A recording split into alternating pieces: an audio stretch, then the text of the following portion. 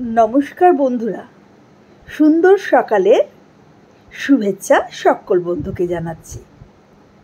आज के देखो आमी मायेर मूर्ति निये तुम्हादेर सामने चले एसेছি।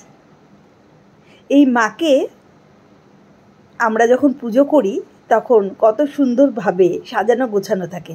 সেই সাজানো গোছানোটা কিভাবে হয় প্রথম থেকে সেই শেষ পর্যন্ত যদি দেখা যায় তাহলে বোঝা যায় একটা মায়ের মূর্তি কিভাবে তৈরি হয়। তো সর্বপ্রথমে তো কাঠ আর খড় দিয়ে একটা কাঠামো তৈরি করা হয়। তারপরে জানো প্রত্যেকেই যে মাটি দিয়ে মায়ের এইভাবে এত সুন্দর মূর্তি তৈরি করা হয়। তা এই মূর্তি তৈরি করার পরেও কিন্তু শেষ নয়।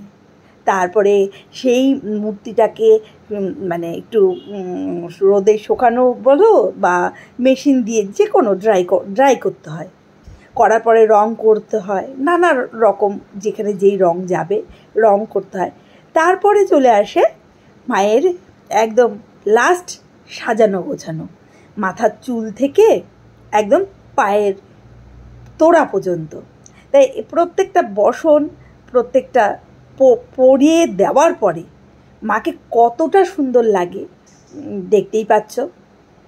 বলতেই পারো আমি কিন্তু ভীষণ ভিডিও করতে ভালোবাসি। মানুষকে ভালো থাকতে হবে, আর অপরকেও যদি আমার দ্বারা একটু ভালো রাখতে পারি ক্ষতি কী বলো। তাই আমি ভালোবাসি বলে যেখানেই যাই আমি সেখানে কিন্তু কিছু না কিছু ভিডিও করে ফেলি। তাই এই ভিডিওগুলো দেখতে পাচ্ছ আমি কুমারটুলিতে আছি, সেখানে খুব সুন্দর ভিডিও তৈরি হচ্ছে। যদি তোমাদের এই ভিডিওটা ভালো লাগে তাহলে তোমরা এই ভিডিওটা দেখো, আশা করি ভালো লাগবে। আর লাইক কমেন্ট করো, পারলে সাবস্ক্রাইব করে আমার সাথে থেকো, পাশে থেকো। নমস্কার, সকলেই ভালো থেকো, সুস্থ থেকো।